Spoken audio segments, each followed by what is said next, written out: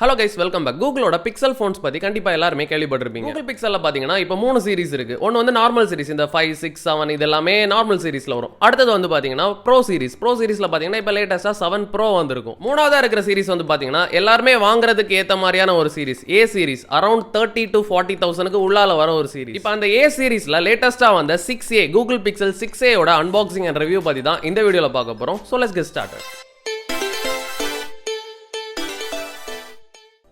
Googleோட Pixel 6A ஓட unboxing பற்றி தான் இந்த வீடியோவில் பார்க்க போகிறோம். ஸோ ஆப்வியஸ்லி 30K செக்மெண்ட்டுக்குள்ளால one of the best phone அப்படின்னு சொல்லலாம். அதுவும் கேமரா தான் இதோட மெயின் ஹைலைட்டே. ஸோ அதை பற்றி நம்ம டீட்டெயிலாக பார்ப்போம். இப்போ முதல்ல இந்த பாக்ஸை அன்பாக்ஸ் பண்ணிக்கலாம்.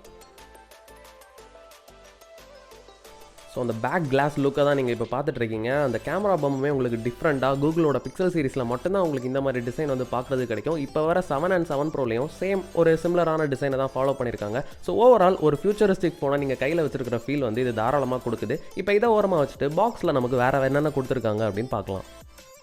ஸோ ஆப்வியஸ்லி இந்த ஃபோனோட பாக்ஸில் உங்களுக்கு எந்த விதமான அடாப்டருமே கொடுத்துருக்க மாட்டாங்க. நீங்கள் தனியாக தான் அதை வாங்கிக்கணும். ஒரு USB டைப் C2C கேபிள் கொடுத்துருக்காங்க. நீங்கள் அடாப்டர் வந்து ஃபாஸ்ட் சார்ஜிங் வந்து தாராளமாக வெளியிலேருந்து வாங்கி இதை நீங்கள் சொருவி யூஸ் பண்ணிக்கலாம்.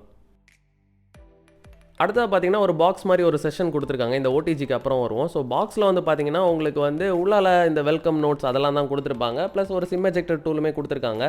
ஸோ இதை பற்றி பெருசாக நம்ம பேச வேண்டிய அவசியம் இல்லை. ஏன்னா இதை யாருமே நீங்கள் படிக்க போகிறதில்ல.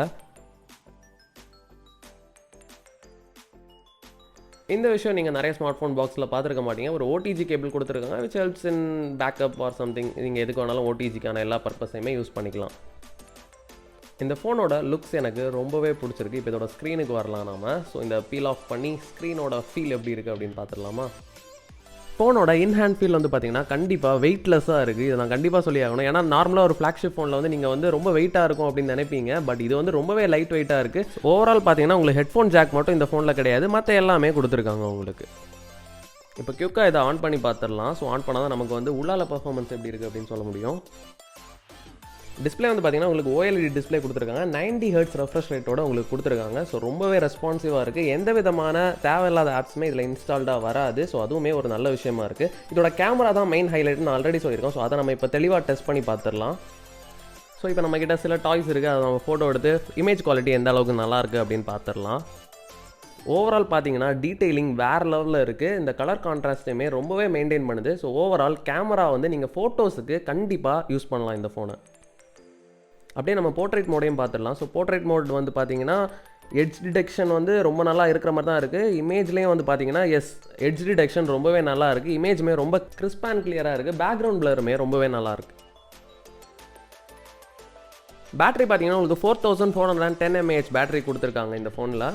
பட் இந்த பேசிக்கான ஃபீச்சர்ஸ் எல்லாம் தாண்டியுமே இதோட டிசைன் தான் எனக்கு ரொம்ப பிடிச்சிருக்கு. அதுவும் இந்த எஸ்பெஷலி இந்த ஒயிட் கலரில் அந்த பிளாக் அந்த கேமரா பம்ப் இருக்குல்ல. ஸோ ரொம்பவுமே எக்ஸைட்டிங்காக இருக்குது. எனக்கு ரொம்ப பிடிச்சிருக்கு. இதில் யூஸ் பண்ணியிருக்க ப்ராசஸர் அப்படின்னு பார்த்தீங்கன்னா கூகுளோட ஓன் ப்ராசஸர் Tensor அப்படிங்கிற ஒரு 5 nanometer ப்ராசஸர் யூஸ் பண்ணியிருக்காங்க. ரொம்பவே நல்ல ப்ராசஸர் தான். நீங்கள் தாராளமாக நீங்கள் வந்து ஒரு ஃப்ளாக்ஷிப் ப்ராசஸராக இதை கன்சிடர் பண்ணி யூஸ் பண்ணிக்கலாம்.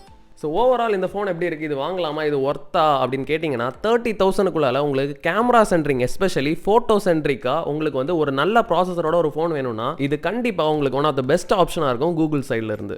ஸோ நீங்கள் இந்த ஃபோனை தாராளமாக வாங்கிக்கலாம். ஓகே கைஸ், அவ்வளோதான் இந்த வீடியோ. ஹோப்ஃபுல்லி உங்கள் எல்லாருக்கும் இந்த வீடியோ பிடிச்சிருக்கோம். நம்ம பிடிச்சிச்சுனா லைக் பண்ணுங்கள், ஷேர் பண்ணுங்கள், கமெண்ட் பண்ணுங்கள், சப்ஸ்கிரைப் பண்ணுங்கள், எல்லாமே பண்ணுங்கள். நாளைக்கு உங்களை இன்னொரு வீடியோ சந்திக்கிறேன். பாய்.